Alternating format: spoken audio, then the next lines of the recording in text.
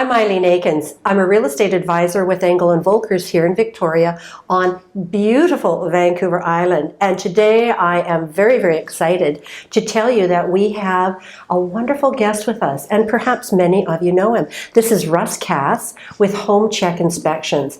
And Russ, you are such an important part of our real estate industry here in Victoria. And I am so grateful to have found you and worked with you over the last few years. Thanks for joining us today. Well, it's actually wonderful to be here, and I'm looking forward to meeting all of you. You know, the strata buildings have been much in the news over the last couple of years. There's all sorts of things going on with insurance, depreciation reports, and all those wonderful things. So I thought that we would ask Russ some of those important things, like what's it all about? Why do we have this stuff? And what's going on? What does he look for when he's doing an inspection of a strata building? So let's get started, Russ. Let me show you the depreciation report for this building, and perhaps you could tell me a little bit about why we're even doing it. Absolutely. Let's go. Let's go. So I wanted to talk to Russ about depreciation reports because they are always a bone of contention every time we get into a transaction concerning strata properties. And why is that, Russ? Oh, how much time do we have? Yeah. There's a whole lot of reasons for it. One is that the documents themselves can be a little complex to read. The regulation makes it fairly simple as how it should proceed, but they don't all do it in compliance with the regulation. So it makes it a little more complex. And of course, that adds to frustration for owners who somehow feel it's just not right, but they don't know why. So I'm hopefully going to explain that to you during this little course of this morning. Well, I appreciate that because one of the responsibilities from the real estate advisor's point of view is that we also need to be informed and aware of what's in the depreciation report and, of course, all of the strata documents that a buyer is going to lay into. So we rely on a lot of your interpretation. Well, let's try and give you some insight into all of that. Okay. All right. Shoot. All right, so before I go in too deeply into this, just let me explain to you that I am an applied science technologist. I am registered as a registered reserve fund analyst with them, and so this is part of what I do. So you're not just a pretty face, Russ. No, although that is one of my important assets. What a depreciation report is intended to do by regulation is look 30 years into the future. It is required to project repairs, maintenance, and replacement of common assets.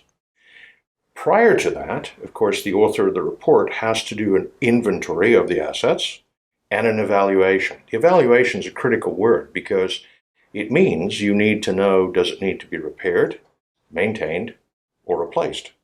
Unfortunately, the majority of reports are not focusing on the repair and maintenance aspect. They're focusing on the replacement aspect, which will tend to push numbers higher, which creates a degree of inaccuracy that owners in the complex begin to feel, well, this says we need to replace all our windows, and they look fine. What's going on?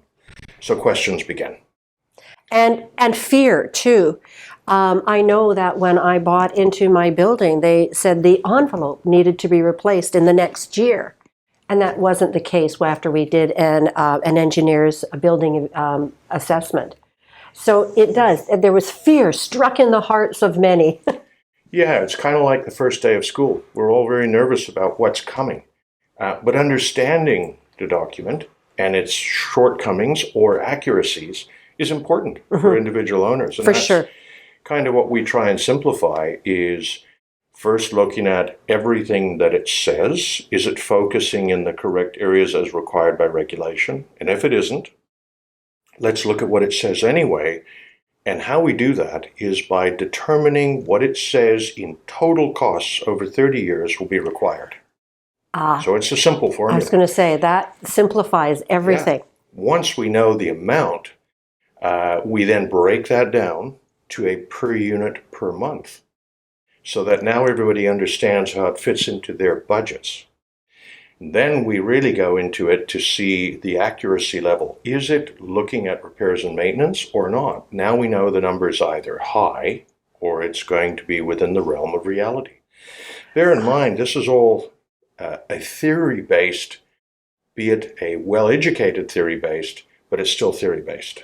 Well, I think the important thing about that theory, though, is because it's my understanding before depreciation reports sort of became part of the Strata Corporation, that there were so many buildings that weren't keeping up with the maintenance and falling into disrepair, and of course that means losing the value of their condos and their building. Am I correct on that? You're absolutely correct.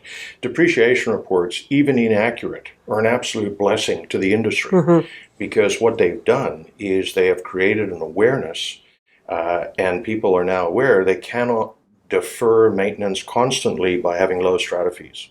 Right. They have to actually take care of their building, which is regulated. Yes. And, you know, I often talk to clients who, for example, are downsizing and they're moving from a single family unit into a condo, and then are perhaps surprised at the condo fees. But if they're still in their single family dwelling, they are putting out all sorts of funds to maintain their home. And so even moving into a condo, you don't escape from maintaining your home. Well, you don't, but the big difference between your individual home and the strata or the condo building is that in your home, if your roof leaks and you don't have money, you can put a tarp on it, you can put a bucket under the leak. Nobody is regulating you to do this. Right. In the strata, you have no choice. You must look after it by regulation. Which for the majority of owners, that is a bonus. Absolutely. Right? Because their home is going to maintain its value. And especially as we get older, it's the first step in understanding that at some point, somebody's going to tell you when to take your pills and when to go to bed. So getting to grips with looking after your building is really a first step in that direction. So it's kind of like a vitamin pill for every day. Absolutely. I have to just sort of backtrack a bit, Russ, because you mentioned that you're an applied scientist. Is Correct. that Yeah. so? Can you tell us a little bit about what that means and how that applies to what we're doing here as a home inspector? Okay, so home inspection is an industry that really is on the cusp of becoming a profession. What home inspectors do every single day, without probably registering it in some cases, is the evaluation part of what the regulation talks about is required in a strata. So they're actually heading to become experts in those fields. Applied Science has recognized this and is starting to use those people who are now gaining certifications as technologists and technicians and technical specialists in these fields. So Applied Science is pushing that industry and hopefully going to make depreciation reports more and more accurate so that you literally can use them as planned maintenance schedules. And I think that's an invaluable lesson and understanding of what it is that that we need to do when we're looking at moving into a strata corporation.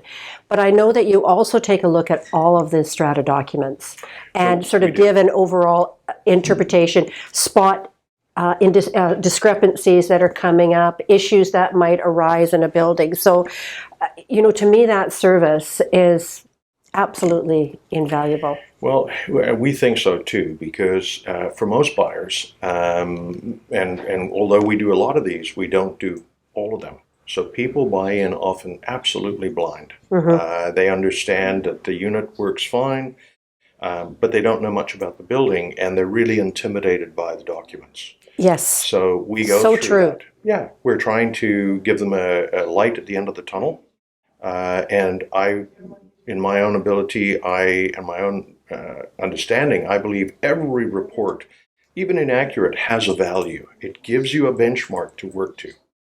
And once you understand it and it's simplified, it's easy to actually come to grips with it.